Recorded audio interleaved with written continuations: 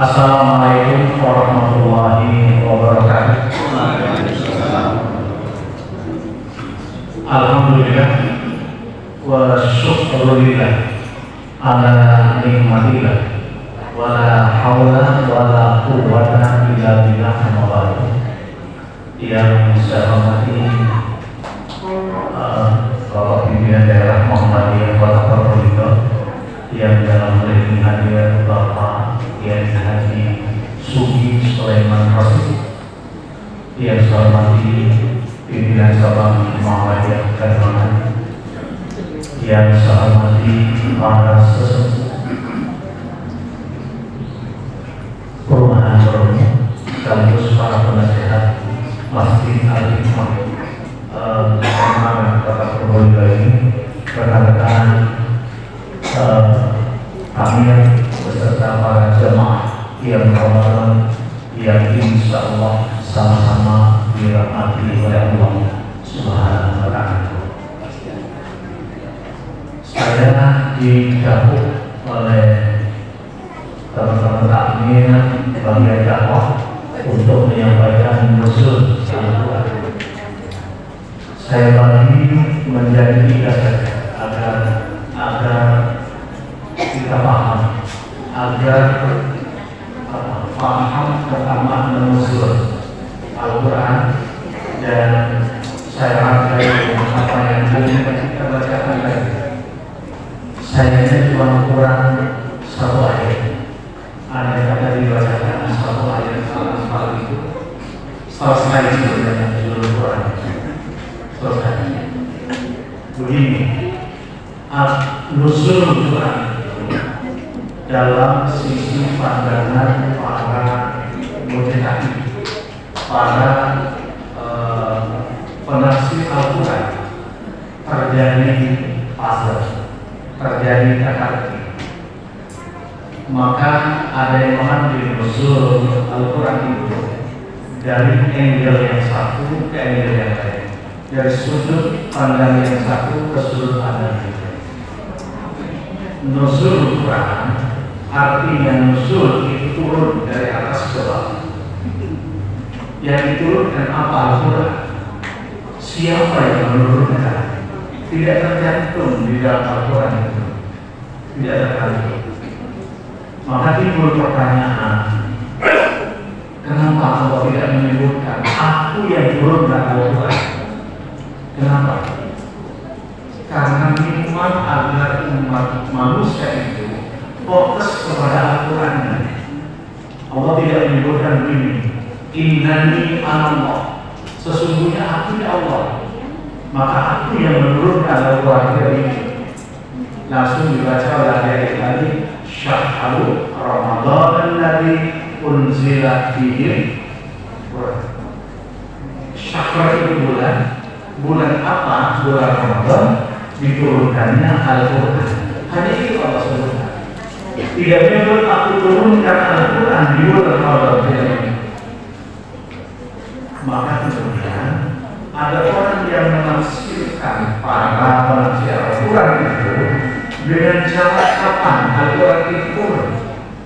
Ada yang lewat cara tafsir bil riwayat atau yang dikenal dengan tafsir bil ma'thur, antara ayat 1 ditafsirkan dengan ayat yang lain. Ayat yang 1 ditafsirkan dengan hadis. Yang dikenal hadis itu adalah catatan ulama tentang sunnah Nabi. Maka ada yang menafsirkan dari sisi sejarah, ada yang menafsirkan dari sisi ilmu, tafsir ilmu. Karena tafsir Al-Quran itu yang pertama adalah tafsir riwayat, ditafsirkan dengan cara Al-Quran dengan ayat Quran atau Al-Quran dengan sunnah. Tafsir ilmu itu ditafsirkan Al-Quran dengan ilmu pengetahuan. Tafsir riwayat tidak bisa menafsirkan antariksa, maka yang menafsirkan bila tidak cukup tafsir ini kemudian muncul lagi namanya tafsir tematik. tafsir maudhu'i namanya. Jadi tafsirkan case by case, satu kasus dengan kasus yang lain. Nah, kita berbicara tentang nuzul Al-Quran. Turunnya Al-Quran kapan? Muncul sebuah puzzle kata ini yang jelas turun di bulan Ramadan. Sudah tidak usah ada perbedaan. Semua mengimani bahwa Al-Quran turun di bulan Ramadan. Titik. Tetapi muncul sebuah angle pandang setiap para tafsir ini. Ada yang berkata itu turun tanggal 16. Ada yang berkata turun 17. Yang menjadi dasar hukum ini mana? Kok moro-moro ada ulama berkata turunnya Al-Quran itu 15, ada yang 17. Ayatnya itu satu. Wa ma anzalna ala abdina, dan diturunkannya Al-Quran atas hamba itu adalah yaumal furqan, pada hari Furqan, yaumal taqal jam'an, bertemunya dua pasukan besar. Kapan pasukan besar itu berjumpa? Di perang Badar di bulan Ramadan. Itu yang dijadikan dasar hukum tanggal 17. Karena berakhirnya perang Badar itu 17. Awalnya perang Badar tanggal 15. Jadi ulama yang satu bilang 15, ulama yang satu bilang 17. Kita tidak usah memperdebatkan itu, tetapi itu adalah merupakan jihad para ulama. Ramadan yang diturunkan pada bulan pada tanggal 15 dan sampai 17 itu surat apa? Padahal Al-Quran itu turun sepanjang Rasul hidup 23 tahun. Bisa di Ramadan, bisa di Syawal, bisa di Dzulqa'dah, bisa di Dzulhijjah, bisa di bulan-bulan lain. Kalimat al-yawma akmaltu lakum dinakum wa atmamtu alaikum nikmati wa raditu lakum al-Islam dinan tidak turun di Ramadan.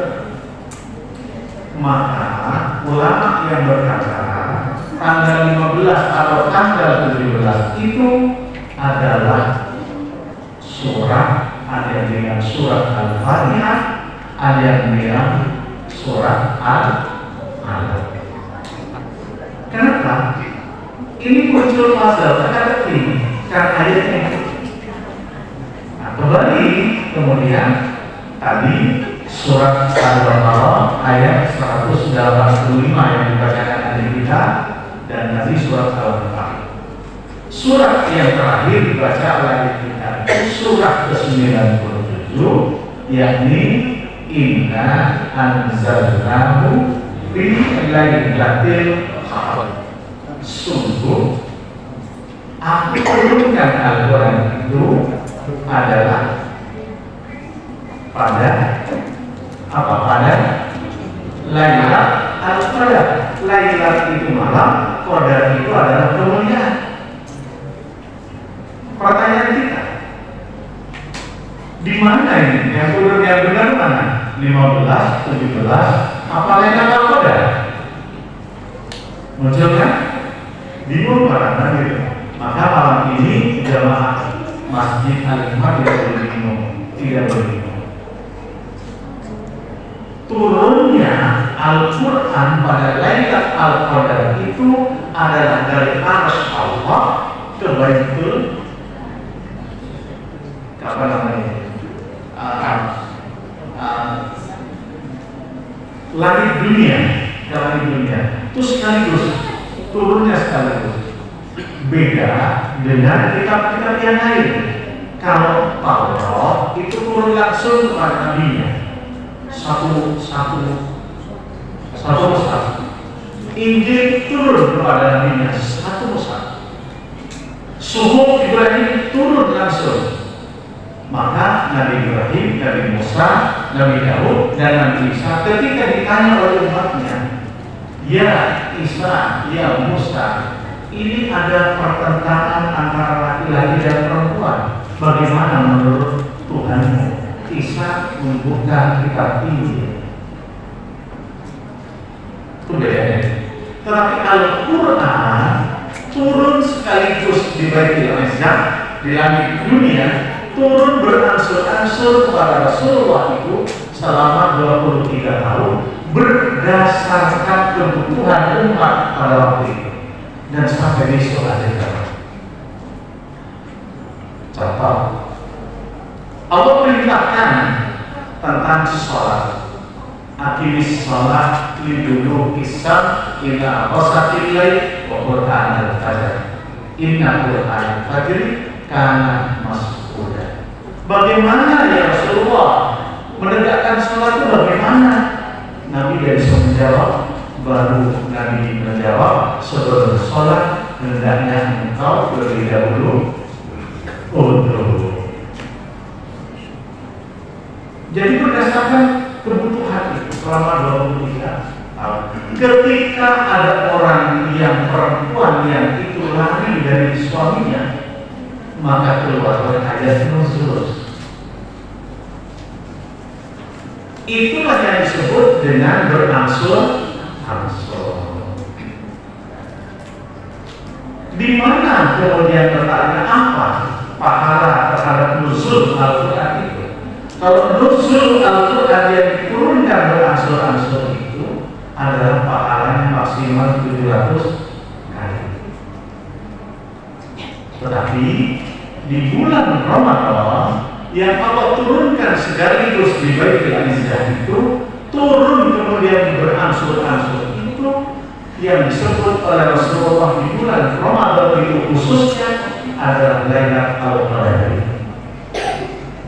Jadi turun dari atas itu, dan dari atas pertama kali itu adalah Lailatul Qadar, malam Al-Qadar.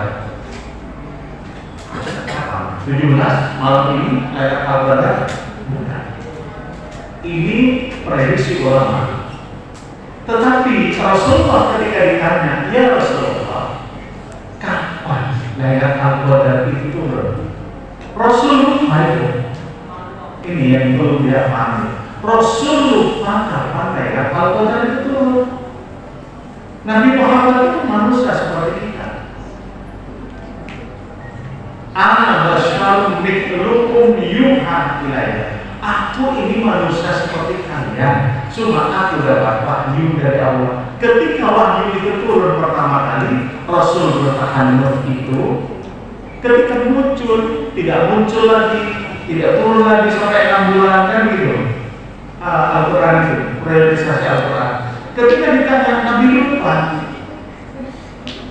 ada yang berkata bahwa Nabi pernah berucap tanggal 24 gitu. Ada ulama yang berkata itu, ada yang berkata 24. Kalau itu 24, mari kita lihat hadis Nabi. Ketika Nabi bisa kapan ya Rasul, Lailatul Qadar itu kapan? Rasul berkata, taharra Lailatul Qadar fil akhir Ramadan. Carilah. Taharra itu cari. Apa itu? Cari. Cari Lailatul Qadar itu pada akhir bulan Ramadan, fil awtar, pada hari-hari ganjil. Jelas kan? Kalau yang 24 berarti kan tidak sama dengan hadis ini, kan begitu? Kita pakai hadis ini namanya kita riwayat. Pakai hadis ini. Berarti malam berapa? 21, 23, 25, 27, 29. Bapak pilih yang mana? Rasul hanya bilang begitu. Bapak pilih yang mana? Untuk mendapatkan 83 tahun, pilih yang mana? Tidak usah dipilih Pak. Kalau 21 ya kita harus Allah 23 Allah kami. Tetapi yang jelas mesti satu dengan problemnya. Kan begitu.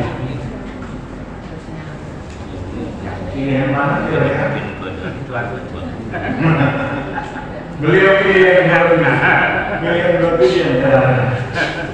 Saya sepakat dengan beliau, pilih yang benar.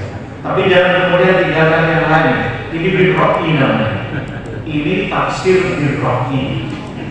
Jadi kalau beliau bilang kau pilih 27, pilih yang benar. 1, 2, 5, 29, pilih yang benar. Tetapi ini birro'i dengan menafsirkan dengan ilmu pengetahuan.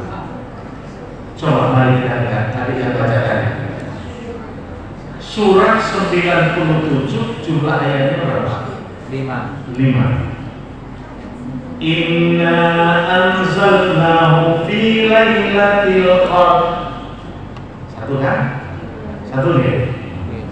Lailatul qadri khairum min alfi syahr. Tanazzalul malaikatu war-ruhu fiha. Inna anzalnahu fi lailatul qadr. Wa ma adraka ma lailatul qadr. Berapa kali ayat? Lailatul qadri khairum min alfi syahr. Berapa? Kata Lailatul Qadar hanya ada 3 di surat Al-Qadar.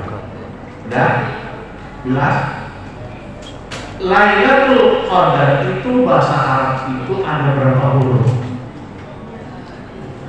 Lam, ya, lam, ta, alif, lam, qaf, dal, ra. Berapa? 9 huruf di Lailatul Qadar itu kalikan 3 Lailatul Qadar itu berapa? 7. Berapa? Itu namanya ilmi. Orang yang kebetulan berbuat baik malam itu maka pahalanya dapat 83 tahun. Ibu baca alif 83 lembar, lam 83. Ibu meletakkan 100.000 di masjid, pahalanya sama dengan 83 tahun. Itulah Lailatul Qadar. Kenapa? Bukan hanya sekali tetapi Nabi itu turun. Malaikat itu turun dikomandani oleh Jibril setiap Ramadan. Maka pertanyaan saya adalah, sekarang ini hari Jumat, besok adalah 17. Mari kita tanya kepada diri kita sendiri.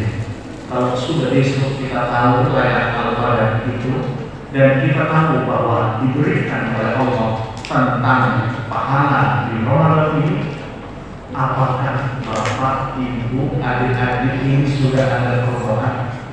Adik-adik ini yang minum saya protes. Jangan kanan kiri minumnya, jangan kanan kiri minumnya, harus kanan. Saya protes karena saya tahu langsung. Ini namanya watawa sawbil. Ini adalah merupakan bonus yang Allah berikan. Yang saya tanyakan, sudah ada perubahan pada diri kita setelah 16 hari ini? Ada nggak? Besok endingnya adalah paripurna. Allah kan bikin kalimatnya. Ya ayyuhalladzina amanu taqullah. Hai orang-orang yang telah beriman, naikkan otakmu menjadi 2 tingkat takwa. Mukmin, muhsin, muttaqin. Karena kalau engkau sudah jadi muttaqin, apa katanya Allah? Engkau akan dapat bonus. Mari kita lihat. Aisyah radhiyallahu anha, istri Nabi, itu pernah ditanya oleh sahabat Nabi. Wahai Aisyah, bagaimana Nabi itu kalau menyampaikan firman-firman Allah? Apa kata Aisyah? Dia berkata, aku mendengar Rasulullah SAW ketika dia naik mimbar, dia selalu menyampaikan firman Allah yang satu ini sebelumnya ada. Aisyah. Kata Aisyah kemudian berkata begini, ya ayyuhalladzina amanu taqullah, hai orang-orang yang telah beriman, maka naikkan otakmu 2 tingkat menjadi takwa. Wa qulu qawlan sadida. Kalau engkau sudah menjadi orang yang bertakwa, maka peliharalah lisanmu ini, agar lisanmu selalu berkata sadida, jujur, benar. Bapak Ibu, lisan ini adalah merupakan jubir kita. Hati ini adalah presiden kita. Ini jubir. Mulut kita 1, telinga kita 2. Maka kalau ada berita sini, jangan kemudian ngomong ke tabayun dengan ya ini jubir. Wa qulu qawlan sadida, maka berkatalah engkau dengan perkataan yang jujur.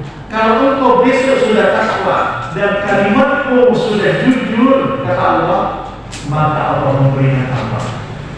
Yuslih lakum a'malakum. Amalmu yang salah itu Allah otomatiskan untuk dibenarkan.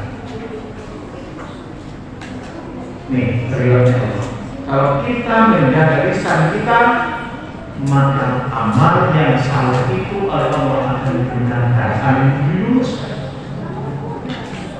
Wa yaghfir lakum dzunubakum, dan Allah akan mengampuni dosa-dosa kita yang lalu. Ini kedua. Yang ketiga, wa may yuti'illaha wa rasulahu faqad faza fawzan 'azima. Kalau engkau mampu menjaga lisanmu dari perbuatan yang tidak baik, perkataan yang tidak benar, maka engkau menjadi komandan yang semenang-menangnya. Begitu. Ini riwayatnya. Tetapi masih banyak kita lisan ini lebih banyak dari Bapak Ibu. Saya sebenarnya ceramah tidak akan lebih dari 8:30. Karena nanti masih harus tadarus, Ibu masih harus berpikir kepada Allah. Saya sedikit dulu sedikit. Rasulullah SAW menyampaikan ini, alaikum bisidqi, tegakkan olehmu kejujuran. Alaikum bisidqi, tegakkan olehmu kejujuran. Inna sidqa yahdi minal bir. Sesungguhnya kata Rasulullah, kejujuran itu embrio daripada kebaikan. Sekali lagi, sesungguhnya kejujuran itu adalah embrio daripada kebaikan. Wa innal birra yahdi ilal jannah, dan kebaikan itu akan membawa kita ke dalam surga. Ini hanya jujur, bukan? Makanya saya katakan ada perubahan kita setelah 16 hari. Bapak, Ibu, Rasulullah SAW itu dalam pribadinya yang melekat pada dirinya itu ada 4 hal. Sekali lagi ada 4 hal. Yang pertama, Rasulullah itu punya sifat amanah. Apa yang diberikan oleh Allah kepadanya, dia mesti amanah. Rasul tidak akan amanah kalau dirinya tidak memiliki as-sidq, tidak memiliki sifat siddiq, tidak mungkin amanah. Siddiq, dia jujur Rasulullah. Makanya ketika usia 35 tahun, dia memperoleh gelar al-amin. Rasul tidak akan amanah kalau dia tidak punya sifat siddiq. Dan 2 sifat ini tidak akan dimiliki oleh Rasulullah kalau Rasulullah itu tidak cerdas. Rasulullah itu faham. Rasulullah itu cerdas. Karena kecerdasannya itulah kemudian apa yang diberikan oleh Allah itu kemudian dia sampaikan kepada umatnya. Apakah Rasulullah ketika menyampaikan itu kemudian dilempar dengan batu? urusan kedua. Inilah yang melekat pada Rasul, amanah, sidik, fathonah, tabligh. Dia cerdas karena memiliki sifat jujur, dan dari kecerdasan kejujurannya itu dia sampaikan. Bagaimana ketika dia datang ke Taif, hancur Rasulullah, hancur. Malaikat turun untuk menghukum para Taif, tapi Nabi tidak pernah membalasnya. Ini Nabi. Ketika bertabligh dilempar dengan batu, dipanak Rasulullah. Dari sekarang pernah dilempar dengan batu. Tak lebih. Jadi pernah dilempar dengan batu. Ini apa sekarang? Rasul ini menyampaikan itu dilempar. Giginya melempar. Pak lebih menyampaikan, Pak kerjaan menyampaikan enggak dilempar, dilempar sama duit ya Pak. Kan gitu. Ada makanya. Assalamualaikum. Ini bedanya dai sekarang, Muhammad sekarang dengan Muhammad Rasulullah SAW. Maka Allah menyampaikan ini dalam surat Al-Asr 21 itu. Laqad kana lakum fi Rasulillahi uswatun hasanah. Pada diri Rasul itu ada uswah hasanah. Hari ini uswah hasanah. Siapa yang akan mengikuti Rasul? Kita belum tentu. Sekali lagi, kita belum tentu. Kalau kita masuk dalam ayat itu, iya. Di mana orang yang mengikuti Rasul? Liman kana yarjullaha. Siapa orang yang ingin bertemu dengan Allah, dia mesti mengikuti Rasulullah. Wal yawmal akhir, dan dia yakin bahwa langit bumi ini besok diletakkan oleh Allah diganti dengan planet yang lainnya namanya kiamat. Ada kalau kita yakin itu sudah kepada hari akhir, kita akan dapat mengikuti Rasulullah. Yang ketiga, wadaqallah katsira, dan kita ingat Allah dengan sebanyak-banyaknya. Bagaimana dengan Allah? Kalau mau tidur, coba karena kalimat Allah itu yang lain atau yang lainnya itu apa? Nama Allah itu kalau dipahami, dihafalkan surga. Tapi kalau tidak hafal, ambil yang pokok-pokok. Ya Allah, Ya Rahman, Ya Rahim.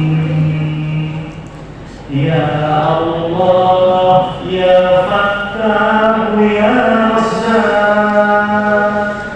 Ya Allah, Ya Ghani, Ya Mughni. Ya Allah, Ya Sami'u, Ya Alim.